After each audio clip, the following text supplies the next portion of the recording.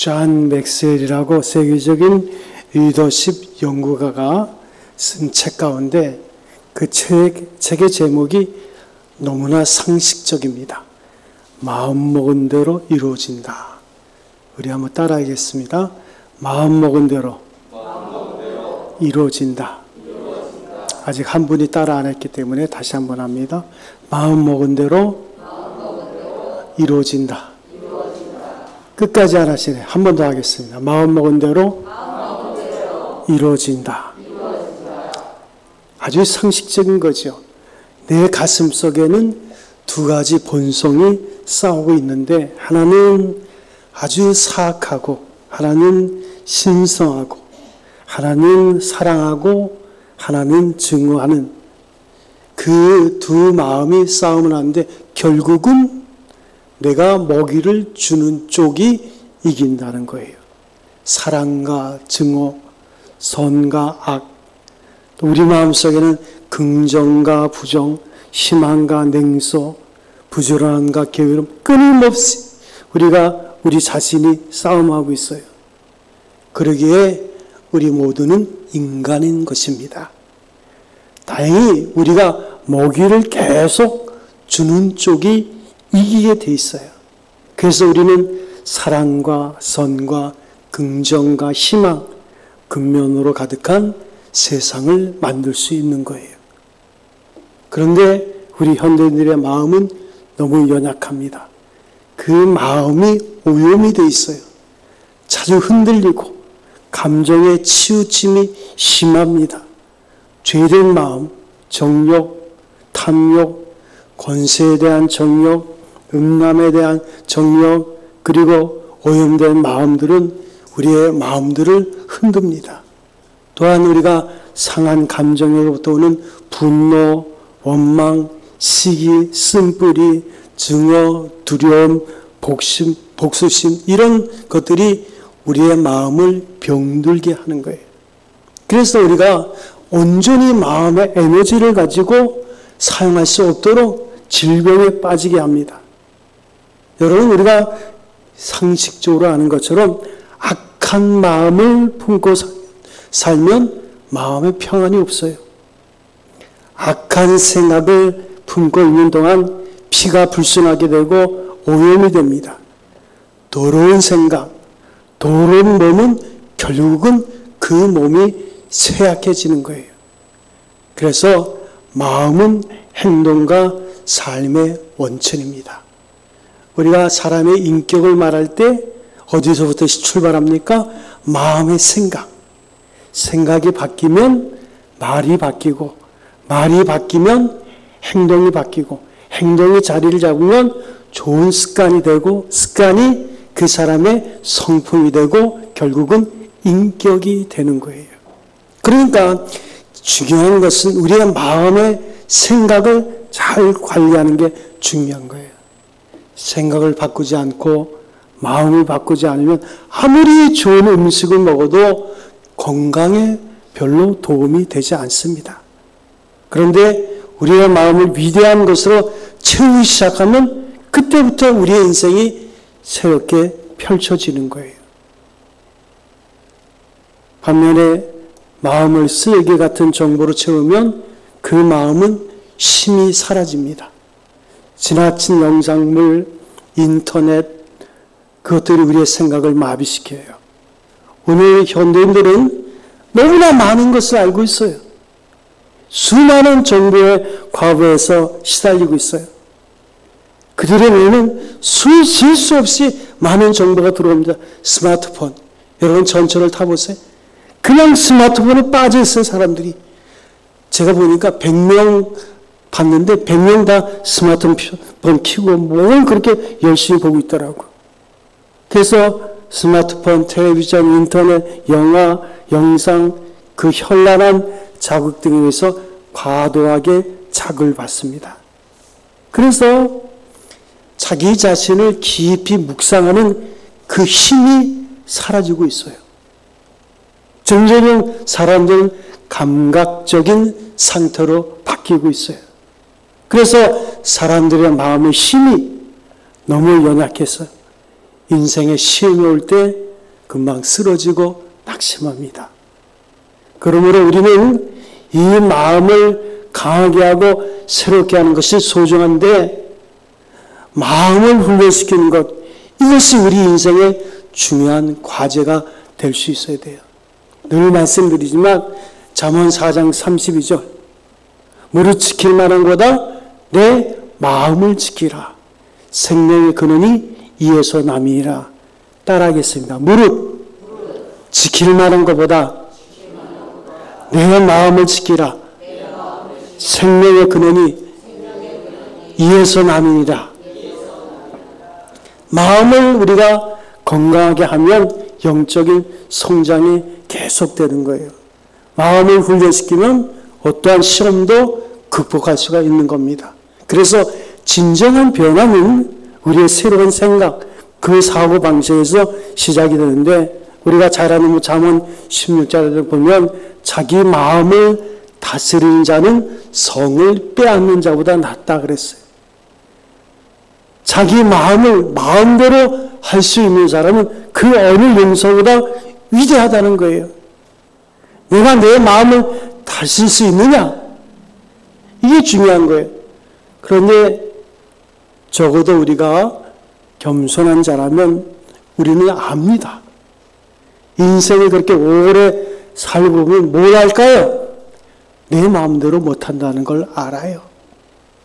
내 마음을 내가 다스리지 못한다는 것을 인정해야 돼요. 이걸 인정하면서 사람이 사람답게 살 수 있는 거예요. 플라톤의 동굴의 우화가 있습니다. 그 플라톤이 그 동굴의 우화 가운데 이런 말을 했어요. 모든 사람들은 어두운 동굴에 살고 있다. 원초적으로. 그런데 그 동굴은 뒤에서 태양빛이 비치고 그 그림자가 앞에 있어요. 그림자만 보고 산다는 거예요. 그런데 용기 있는 한 사람이 마음을 돌이켜서 태양을 향해 나가요. 나가보니까 태양이 있어. 이야! 내가 동굴의 어둠만 보다가 태양이 있는 걸 발견했어요. 저는 이게 신앙적인 깨달음이라고 생각합니다. 오늘 여러분들이 주일날 모여서 예배한다는 건 이건 축복이에요. 우리가 믿음을 갖고 또 믿음이 연약하다 할지라도 주의를 지켜 하나님 앞에 나온다는 것, 이 자체가 복입니다. 왜냐하면 그전에는 죄의 동굴 속에 갇혀 있다가 이제는 용기를 내서 우리가 나왔거든요. 죄의 문제를 해결하기 위해서 나왔거든요. 죄의 문제가 죽음인데 그 죽음의 끝은 영원한 지옥인데 우리는 죽음으로부터 그리스도 예수 안에서 해결을 받았거든요. 그런데 이게 끝이 아니에요. 내가 태양을 봤으면 그 다음은 동굴 속에 있는 자들을 인도해야 돼요. 그들에게 태양이 있다는 것을 가르쳐줘야 되는 거예요. 아직도 그들은 죄의 동굴 속에 사로잡혀 있는 거예요. 그런데 내 자신이 이렇게 하나님 앞에서 정결한 자의 마음, 구원의 은혜를 얻은 마음, 이것이 지속되지 못하면 내 자신도 분명하지 못한데 어찌 어둠 속에 있는 자들을 인내낼 수가 있어요. 저는 새벽마다 그런 얘기를 합니다. 여러분들이 여러분의 가정에 기도하는 경건한 파수꾼이 되기 때문에 여러분의 가정이 사는 거다. 여러분 한 사람 때문에 여러분의 가정이 산다고. 오늘 여러분들이 주님 앞에 나와서 예배하기 전에 기도하는 그 기도, 누구를 위한 기도일게요? 우리 가정을 위한, 우리 자신을 위한 그 기도 때문에 여러분의 가정이 산다고 생각하십니까? 이게 중요한 거예요. 의인 10명이 없어서 소돔과 고모라는 망했지만 이 민족도 소돔과 고모라 못지 않습니다. 그렇지만 아직도 존재하는 것은 여러분과 같이 주의를 지키고 날마다 깨어 기도하는 믿음의 사람들이 있길래 이 민족이 지탱하고 있는 거예요. 그런데 중요한 것은 우리가 이 구원의 은혜를 받고 이것이 계속적으로 지속되어야 되는 거예요. 오늘 성경은 무엇을 말하고 있습니까? 세월을 아끼라, 때가 악합니다. 우리가 만난 시대는 악합니다. 그래서 어리석은 자가 되지 말고 하나님의 뜻이 무엇인가 이해하기 위해서 세상 술에 취하지 말고 성령의 충만을 받으는 거예요. 여러분이 예배 시간에 졸면 안 돼요. 우리가 깨어 있어야 돼요. 그렇지만 여러분의 가정이 사는 거예요. 우리가 뭘 주겠어요? 우리의 가족의 구성원들에게. 뭐 얼마나 많은 재산을 나눠주겠습니까? 그것이 그들에게 유익이 되겠어요? 마음의 정원이라는 책이 있어요. 마음의 정원. 마치 마음은 정원 같아서 거기에 잡초가 나기도 하고 좋은 곡식이 자라는데 이상한 것은 잡초는 잘 가꾸지도 않는데 잘 자라요. 그런데 좋은 곡식은 의도적으로 좋은 종자를 심어서 이제 거기에 정원에 해야 되는데 잘 자라질 않아요. 그리고 잡초와 함께 있으면 금방 시들어서 죽어버려요. 그렇기 때문에 잡초를 제거하는 것, 그게 가꾼다는 겁니다. 오늘도 우리의 마음을 잘 가꿔야 되는데 하나님은 구원의 터를 줬어요. 구원의 터를 우리에게 줬어요. 거기에 좋은 걸 심어야 되는데 터는 좋은데 좋은 걸 못 심어. 그러니까 구원을 받았다고, 처음에는 구원을 받았다고 감사하고 눈물 콧물 흘리면서 회개하고 내가 지금 죽어도 하나님 나갈 수 있다고 고백하고 사는데 그 이후의 삶이 문제가 된 거예요. 왜요? 세상이 악하거든요. 그래서 우리가 죄 있는 자의 삶을 못 살거든요. 우리가 깨닫지 못하면, 성령에 충만하지 못하면 죄 있는 자의 삶을 잃어버린 거예요. 잡초는 잘 자라요. 그냥 무성하게 자랍니다. 그런데 곡식은 의도적으로 심고 잘 가꾸어야지만 열매를 맺게 되어 있는 거예요. 그래서 좋은 생각과 착한 마음은 애써 보존하고 애써도 어느 사이에 신어버려요. 그런데 나도 모르게 불끈 화를 내고, 야, 내가 이랬나? 내가 예수 믿는 사람이 이 유명밖에 안 돼? 착각하지 마세요. 죽을 때까지 우리 안에는 죄의 마음이 그대로 있어요. 다만 우리가 성령의 충만함으로 죄된 마음이 역할을 못할 뿐이지, 그렇지 않으면 그것이 우리의 마음을 주도하려고 하는 거예요. 그래서 사람이 마음의 건강을 잃어버리게 하기도 하고 마음을 병들게 하는 것이 사역적으로 몇 가지가 있는데, 그 하나가 사회적으로 소외당할 때, 많은 사람이 나를 싫어하고 많은 사람에게 내가 필요하지 않다고 느낄 때, 고독을 느끼며 뒤로 물러설 때 그 마음이 병들게 됩니다. 제가 한번 손을 한번 들어올 테니까 들어오세요. 70 이상 되면 손 들어오세요. 70 이상 되면. 내가 나이가 70 이상 됐다 하시는 분. 조소은 권사님 70 안 되셨어요 아직? 예, 주무시냐고. 자, 70 이상 되신 분 손 들어오세요. 예, 손 내렸어요. 70 이상 된 분이 여기 앉아 있는 것은 복입니다. 생각해 보세요. 여러분들이 어쩌다 한번 우리 가정에 잔치가 있어요. 우리 조카가 결혼해. 그 결혼식에 참석하면요, 반가운 사람들 만나서 인사하고, 아이고 그동안 잘 있었냐고 막 그러고, 그리고 잔치를 딱 잔치 자리에 참여하고 집에 오면 갑자기 달라져. 얼굴도 달라지고 뭔가 생생히 나. 그런데 조금 지나면 그대로야. 우리가 매일 주일 예배한다는 건 잔치 자리에 참여하는 것 같아요. 우리 성도들과 되도록 많이 악수하고, 아이고 반갑다고, 잘 있었냐고, 아이고 그래, 이렇게 이해할 때 우리의 마음이 열리는 거예요. 우리는 동굴에 갇혀 있는 자가 아니에요.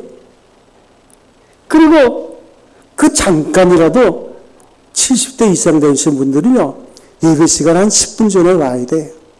10분 전에 와서 가족을 위해서 기도하고 예배를 위해서 기도하고, 이게 중요하잖아요. 여러분, 제가 영락교회 전에 한번 그 송구영신 예배 때 참석을 왔어요. 나이가 8, 90 되신 분들이 그렇게만, 거의 다 노인네 분들이 거기 모여서 예배를 하더라고요. 이게 복 아니겠습니까? 누가 우리가 매 주일마다 이렇게 잔치자리에 참여해서 하나님 말씀 듣고 찬송하고 기도하고 이런 기회가 어디 있어요? 그래서 나이가 많이 들을수록 인문학 강의를 들으라는 거예요. 그런 말을 잠깐 들어. 몰라도 들어. 계속 듣다 보면 뭔가 생각이 바뀌어요. 그 생각이 바뀌지 않으면 나이가 들어도 어린아이가 되는 거예요. 수준이 어린아이가 돼. 깨지 못하니까. 그냥 늘 그냥 그 고착된 생활 속에 있으니까 변화가 없는 거예요. 그러니까 여러분들이 주의를 삼아 보세요. 야, 오늘 목사님이 무슨 말씀할까? 그 말씀을 하는데 한 10%도 못 알아들어. 그래도 찬송 부르고 박수치고 하나님께 감사하고 기도하고 이러면서 우리는 적어도 치매는 안 걸려요. 할렐루야? 치매를 걸리는 건 여러분 책임이에요. 저는 치매 안 걸리게 할 거예요.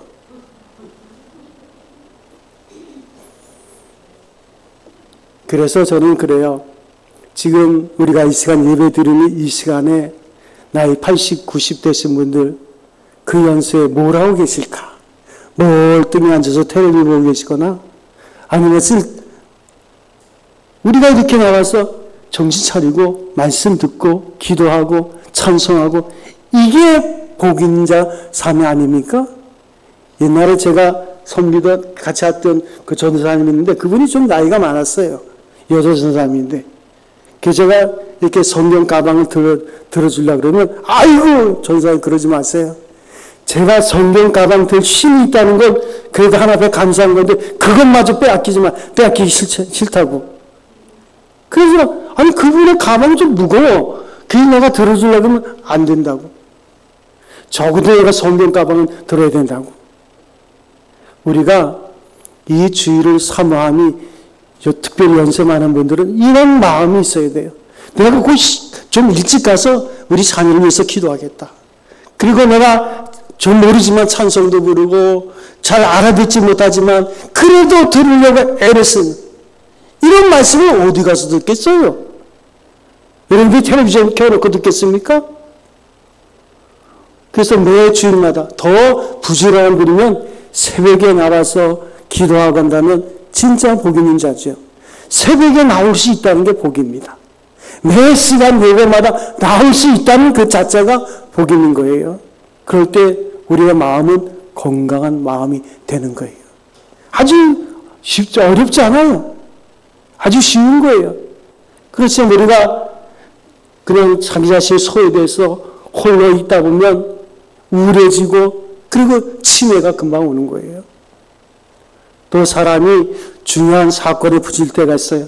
사랑하는 사람이 죽음을 당하거나 그 엄청난 사건에 부딪힐 때 감당을 못합니다. 사랑하는 사람이 죽을 당하면 스트레스 100입니다. 자신감이 없어지고 자기 만족이 없어지고 내가 무엇을 하고 있는지 모르겠어요. 내가 왜 살아야 되나? 의미가 없어요. 생의 의미를 잃어버려요.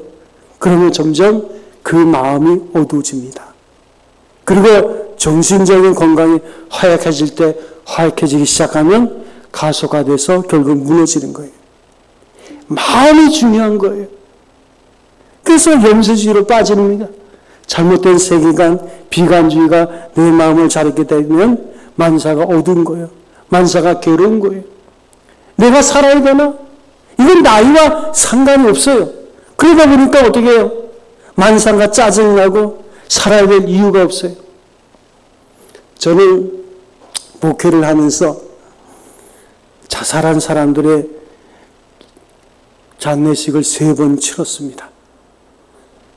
그 가운데 하나는 나이가 80이 다 되면 그분은요 굉장히 부자입니다.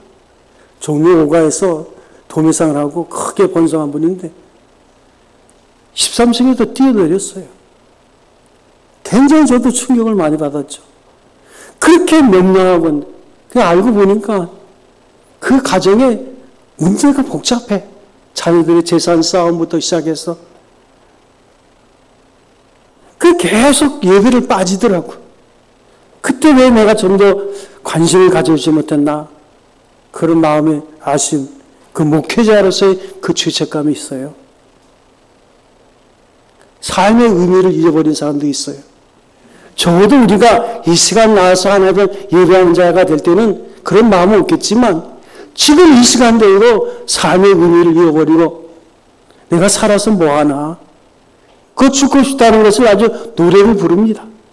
그러다 보니까 뭐 알코올주도 별 중독에 다 걸려가지고 불행하게도 다음날 아침에 살아나니까 걱정이지 그 살자는 게 아니거든요. 정신적으로 이미 죽었어요. 정신적으로 죽었기에 죽음을 위한 행동을 가감하게 거침없이 행하는 거예요. 그러니까 내가 살고 싶지 않으니까 남의 생명도 해하는 거예요. 너도 그만 살자. 이제 내 마음을 누가 다스릴 수 있습니까? 이 기울어진 마음에 누가 나를 구원할 수 있습니까? 예수님께서 겟세마네 동산에서 기도할 때 제자들에게 말씀하십니다. 너희는 깨어 기도하라. 근데 3번씩이나 가서 보니 자고 있어요. 그때 예수님이 하신 말씀이 마음에는 원이로되 육신이 약하도다. 우리가 마음에는 원하면서 그것을 행동으로 옮기지 못해요. 바울이 한 말처럼 내 마음에 선한 것은 하지 아니하고 그 마음이 내 마음대로 안 되는 거예요.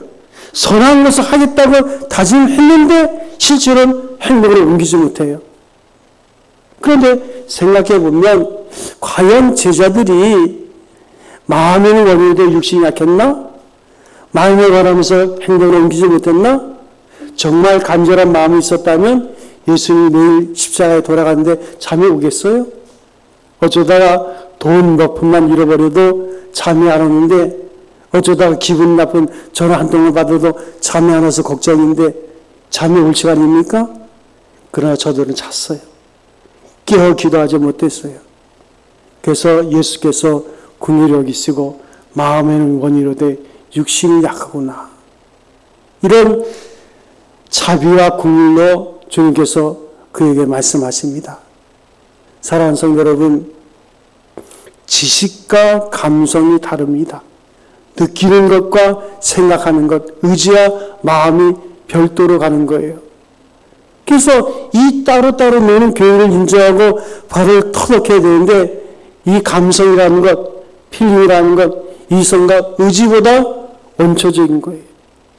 그러니까 사랑해야 될 줄 알면서 이성적으로는 알아요. 사랑해지질 않아요. 어차피 저 사람과 한평생 살아야 되는데 그러면 사랑해야 되잖아요. 마땅히 살아야 되지 알면서도 미워요. 또 용서해야 되겠다고 생각해요. 그래, 내가 잘못했다. 내가 잘못했다고 얘기해야지. 얘기를 해버리면 되지 뭐. 그런데 딱 만나면 용서가 안 돼요. 어쩌다가 이렇게 했나? 마음이 이렇다는 거예요. 정직해야 되겠다 번번이 생각하지만 거짓말을 하는 거예요. 부지런하게 살겠다 하면서도 게으른 거예요. 때로는 내가 그래 봉사해야지. 나는 봉사하며 살겠다 하면서도 섬기는 받으려는 마음이 앞서는 거예요. 감사해야 될 마음이 있어요. 나라적으로나 가정 개인적으로나 정말 우리가 생각해보면 너무 감사하죠. 그런 거로 나는 범사에 감사하겠다 생각하면서 어느 사이에 한숨이 나오고 원망 소리가 나오는 거예요. 그래서 성경은 의도적으로 항상 기뻐하라, 쉬지 말고 기도하라, 범사에 감사하라. 이것이 그리스도 예수 안에서 너희를 향하신 하나님의 뜻이라 그랬어요. 여러분, 하나님의 뜻 가운데 행하기 원하십니까? 의도적으로 기뻐할 수 있어야 돼요. 감사할 수 있어야 돼요. 왜 그게 안 됩니까? 하나님과 소통하는 겸손한 기도의 생활이 없을 때 우리는 원망과 불평 속에 살 수밖에 없는 거예요. 내 마음을 내 마음대로 못하는 거예요. 마음은 별도예요. 그래서 오늘 성경은 말합니다. 그런즉 너희가 어떻게 행할 것을 자세히 주의하여 지혜 없는 자 같이 말고 지혜 오직 지혜 있는 자 같이 해서 세월을 아끼라. 때가 악하니라. 그러므로 어리석은 자가 되지 말고 주의 뜻이 무엇인가 이해하라. 다시 말해서 우리가 주도적인 삶을 살지 않으면 우리의 생활 장식을 분석해서 우리가 어떻게 시간을 사용할 것인가 인식하지 않으면 그냥 시간은 화살처럼 날아가는 거예요. 어떤 분이 이런 이야기를 합니다. 내가 지금 남은 생애가 35년 남았다. 예를 들면 그렇게 가정을 하면 내가 실제로 35년 남은 생애 속에 내가 쓸 수 있는 시간은 얼마나 될까 계산해 보니까 500일이래요. 1년 4개월. 35년 동안 쓸 수 있는 내 시간은 1년 4개월밖에 안 돼. 왜요? 잠자고 밥 먹고 뭐하고 다 빼고 보면 실제로 내가 사용할 수 있는 시간은 1년 4개월 500일밖에 안 되는 거예요. 그러면서 우리는 뭐 시간이 널려있는 것처럼 그냥 내 마음대로 생각하고 내 뜻대로 생각하고 내 소신대로 살다가 일도 그리스가 어떻게 하다가 망가뜨리고 이제 살고 있잖아요. 오늘 우리에게 주어진 삶은 하나님의 선물입니다. 여러분 이것을 아세요?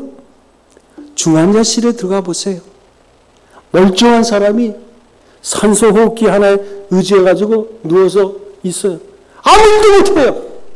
그게 살아있는 겁니까? 살았지만 죽은 거예요.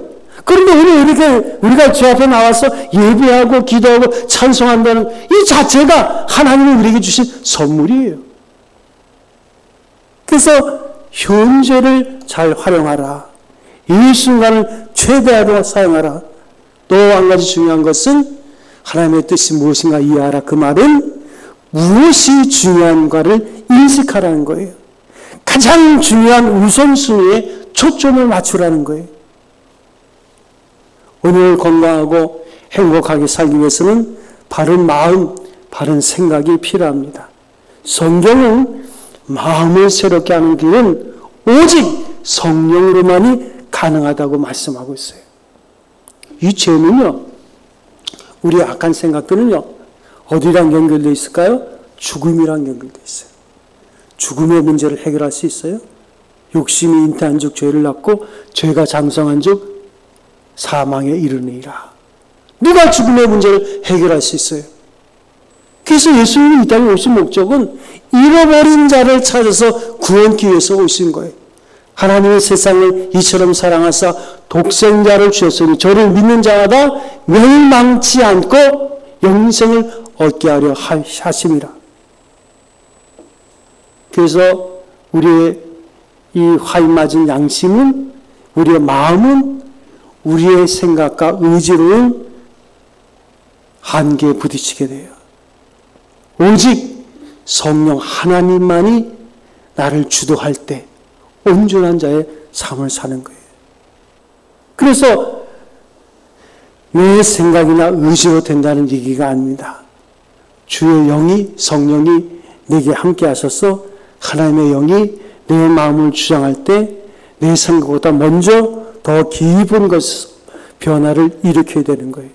그래서 나도 모르게 성령이 내 마음을 주장할 때, 성령이 내 마음에 오실 때 내가 모든 악으로부터 자유하게 되고 내 심령이 거룩하게 되는 거예요. 초대교회 베드로를 보세요. 베드로는 예수님의 죽음, 우리로 걷는 기적, 모든 걸 다 봤어요. 그런데도 예수님이 십자가 달릴 때 도망갔어요. 예수님을 모른다고 3번을 부인했어요. 그런데 사도행전 2장에 보면 그들이 마가의 다락방에 모여서 저녁 기도할 때, 성령이 저들에게 임할 때, 성령이 충만할 때 위대한 역사를 이룬 자의 삶을 사는 거예요. 우리의 마음이 생명으로 풍성하지 않고 피폐해지고 생각이 부족해지는 이유는 뭡니까? 간단히 말해서 자기 자신에 대한 교만입니다. 무엇인가 교만했어요. 자신이 기준이 됐어요. 자신을 대단하다고 착각합니다. 그 순간은 하나님의 지혜를 구하는 겸손이 없어요. 그냥 자기 소신대로 사는 거예요. 또 하나는 감각적인 만족입니다. 육체의 감각적 만족에는 반드시 죄책이 따라와요. 육체를 따라가는 일에는 반드시 후회가 있어요. 또 하나는 분노와 의심과 성급합니다. 깊은 생각 없이 행동으로 옮겼어요. 그런데 이런 것들을 우리가 어떻게 물리칠 수 있는가? 내가 이길 수 있습니까? 여러분, 겸손해야 돼요. 내가 스스로 내 마음을 비울 수 없어요. 모든 악한 마음을 스스로 해결할 수 없어요. 오직 하나님이 도와주셔야 돼요. 그래서 그리스도 예수께서 하늘에 오르시면서 성령을 우리에게 보내신 거예요. 성령 너에게 임하면 너희가 예루살렘과 온 유대와 사마리아 땅 끝까지 이런 나의 증인이 되리라. 나의 미션을 행하리라 하는 거예요. 주님께서 성령을 우리에게 보여주신 거예요. 그래서 이 중생한 심령이 이 어두운 마음을 누시고 밝은 마음으로 우리가 바꿀 수 있는 거예요. 또한 성경은 우리에게 말씀합니다. 그리스도께서 마음에 계시게 하옵시고, 믿음으로 그리스도께서 마음에 계시고 믿음으로 예수를 영접해서 그리스도가 나를 주장하게 하는 거예요. 요한복음 15장 7절에 보면 내 마음이 너희 안에 거하면, 주님이 나를 주장하고 주의 말씀이 내 안에 있어서 내 마음을 다스릴 때 지식에 넘치는 역사를 경험하게 됩니다. 전에 제자 훈련할 때는요, 그런 얘기를 해요. 그 제자 훈련할 때 그 성경 암송 카드가 있거든요. 그것을 늘 주머니에 넣고 다니고 이번 주에 외울 성경 말씀이 있어요. 그러면 그 두 구절을 일주일 동안 외워야 돼요. 암송을 해야지만 제자 훈련이 시작이 되는 거예요. 요즘은 스마트폰에 성경을 얼마든지 넣을 수 있어요. 그런데 저는 그 스마트폰을 통해서 성경을 보는 사람은 아직까지도 제가 발견하지 못했어요. 신학교에서 강의할 때 신학생들은 그렇게 보더라고요. 여러분, 이번 주는 의도적으로 한번 성경 말씀을 암송하려고 노력을 해보세요. 유대인의 교육 가운데 100% 바뀌는 건요, 암송입니다. 말씀을 암송하면 우리의 삶이 그 말씀대로 바뀌는 거예요. 그래서 우리의 마음의 생각에 마음에 좋은 생각을 심어줘야 되는데 가장 좋은 생각은 진리의 말씀이에요. 그 말씀이 우리 마음에 임할 때 성령이 역사합니다. 그래서 크리스찬이라는 것, 기독교이라는 것은 그리스도를 주로 고백하는 거예요. 그리스도를 왕으로 나의 주인으로 영접하고 그 믿음이 바로 믿는다는 거예요. 교회 다니는 것과 믿는다는 것은 달라요. 그리스도가 내 마음이 주인이 될 때 그게 믿는 거예요. 내 마음을 하나님 앞에 드리는 거예요. 그래서 다윗은 아침마다 이런 기도를 했어요. 하나님, 나의 입술의 모든 말과 내 마음의 생각이 주님께 연락되게 해주세요. 다시 말해서 내 마음의 모든 생각과 내 입술의 모든 말을 하나님께 드립니다. 주께서 받아주세요. 그래서 그가 나를 다스리는 거예요. 그때 우리에게는 우리가 감당할 수 있는 능력이 나타난 거예요. 성경은 말합니다. 오직 모든 이의 기도와 간구로 너희 구할 것을 하나님 앞에 감사함으로 하면 모든 지각에 뛰어난 주의 평강이 너희 마음과 생각을 지킬 것이다. 내 능력 주신 자 그리스도 예수 안에서 모든 것을 할 수 있느니라. 우리가 이와 같을 때 참된 마음의 자유를 얻게 되고 또 한 가지는 그리스도의 사랑을 깨닫는 거예요. 그 사랑을 깨달을 때 우리의 마음이 아름다워져요. 적어도 우리는 무엇을 생각해야 되냐면 예수님이 나를 사랑하셔서 내가 하나님의 자녀가 되었다고, 나는 하나님의 사랑을 입은 자라는 것, 주께서 나를 사랑하셨다고. 아무리 강조해도 부족함이 없는데 한번 따라하겠습니다. 하나님께서 한 사람 아직 따라하는데 하나님께서 나를 사랑하십니다. 그냥 이거 하나만 배워가세요. 다른 거 말고. 오늘 예배 드리는데 한 가지 배웠다. 누가 나를 사랑하신다고요? 하나님이 지극히 나를 사랑하세요. 그러니까 사랑을 이루면 그 마음이 아름다워지는 거예요. 물질로 되는 게 아니에요. 환경으로 되는 게 아니에요. 집을 몇 번 이사해서 되는 게 아니에요. 중요한 것은 그리스도 예수의 십자가의 은혜, 그 그 사랑을 깨달을 때 우리의 마음이 깨끗해지고 그리고 믿음으로 세워지는 거예요. 그 십자가의 사랑, 그 넘치는 사랑을 깨닫게 될 때 그 사랑으로 충만하기 때문에 새로운 세계가 전개되는 거예요. 그래서 부부간에도 사랑을 하면 우리의 자녀들이 아름다워져요. 그리고 사랑을 하게 되면 뭐가 변할까요? 얼굴이 예뻐져요. 그래서 최고로 아름다운 그 얼굴은요, 결혼할 때예요. 결혼할 때 신랑과 신부의 얼굴 보여요. 그때가 최고예요. 지금은 아니지만 그때가 최고예요. 제 얼굴을 보세요. 괜찮습니까? 예, 비웃는데 우리가 사랑하면 얼굴이 아름다워지는 거예요. 그 사랑한다는 게 뭘까요? 마음이죠. 마음이 사랑으로 충만하면 얼굴에 빛이 납니다. 그리고 더 중요한 것은 그 사랑하는 마음을 가질 때 능력 있는 자의 삶을 살게 되고 지혜로운 인생이 되는 거예요. 그래서 우리가 이와 같이 그리스도의 사랑 그리고 그리스도의 마음이 내 마음을 다스릴 때 우리는 여유가 있습니다. 충만함이 있습니다. 두려움이 없어요. 그래서 그 사랑이 가득하면 로마서 8장 28절 바울의 고백처럼 주를 사랑하는 자 그 뜻대로 부르심을 입은 자들에게는 모든 것이 합력하여 선을 이룬다. 어떤 일이 일어나도 걱정하지 않아요.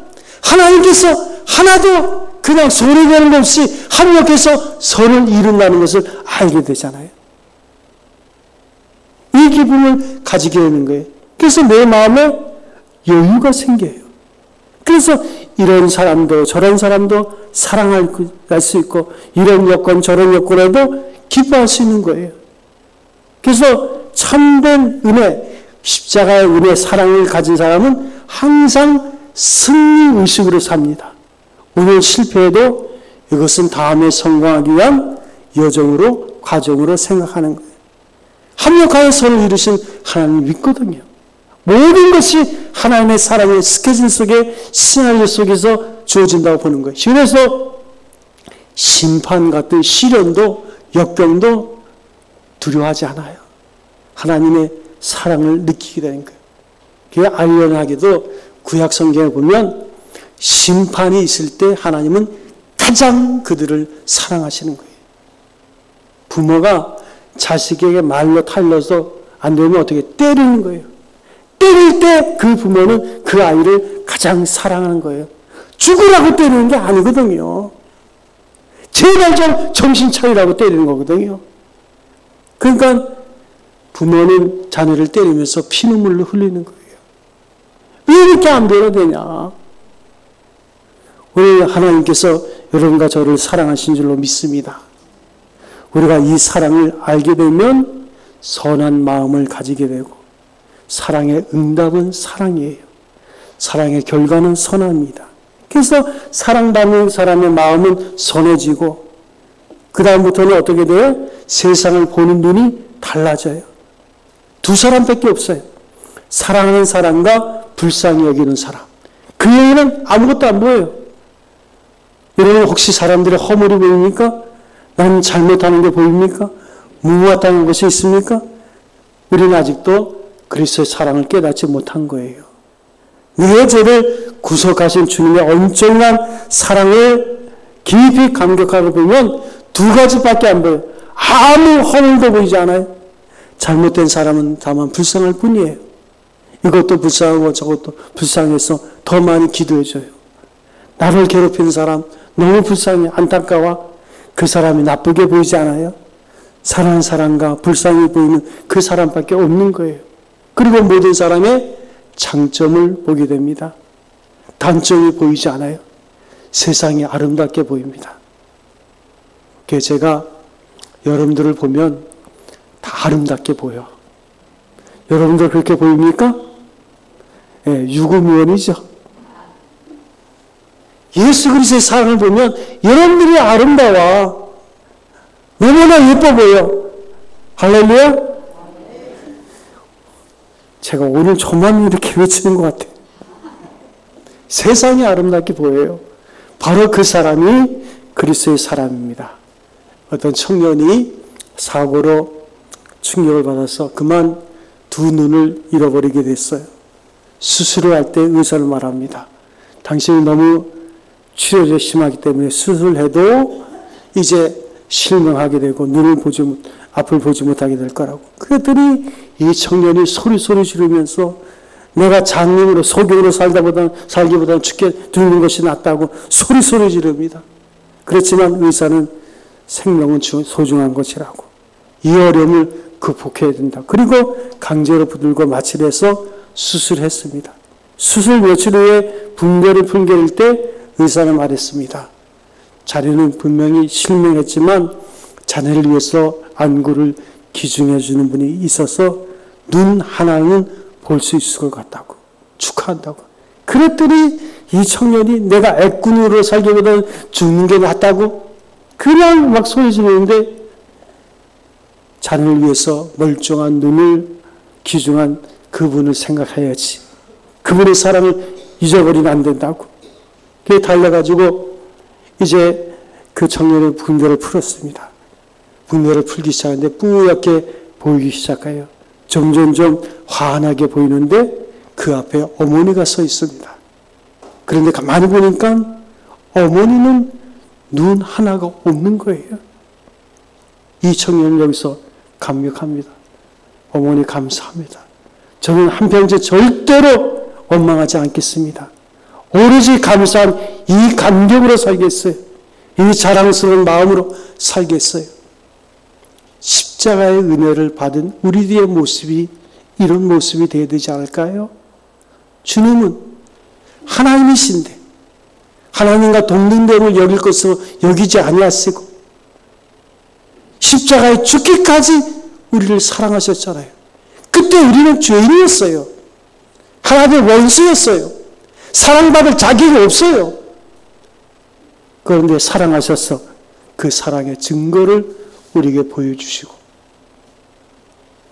주님께서는 이 사랑을 말씀하실 때 제자들의 발을 씻기면서 하신 말씀, 내가 너에게 새 계명을 주노니 내가 너희를 사랑한 것처럼 너희도 서로 사랑하라. 여러분의 건강지수는 얼마입니까? 여러분의 마음에는 얼마의 건강이 있습니까? 내 마음은 내 마음대로 할 수가 없어요. 그래서 우리가 내 마음을 주께 드리고 성령 안에서 그리스도의 역사로 말미암아 십자가의 사랑을 확인하세요. 그러면 그 사람은 무슨 일을 당하든지 건강한 대로 사랑을 확인하고 병들면 병든 대로 주님의 사랑을 확인할 수 있을 것입니다. 이렇게 주님의 사랑을 깨달으면 우리에게 주어진 모든 인생은 사랑 아닌 것이 없어요. 그리할 때 그 마음은 사랑으로 충만하게, 은혜로 충만하게 될 때 삶 자체가 소중해지고 세상도 아름답게 보일 것입니다. 이 마음을 가지고 하나님께 주신 오늘의 삶을 지혜롭게 살 수 있는 여러분 되시기를 주의 이름으로 축원드립니다.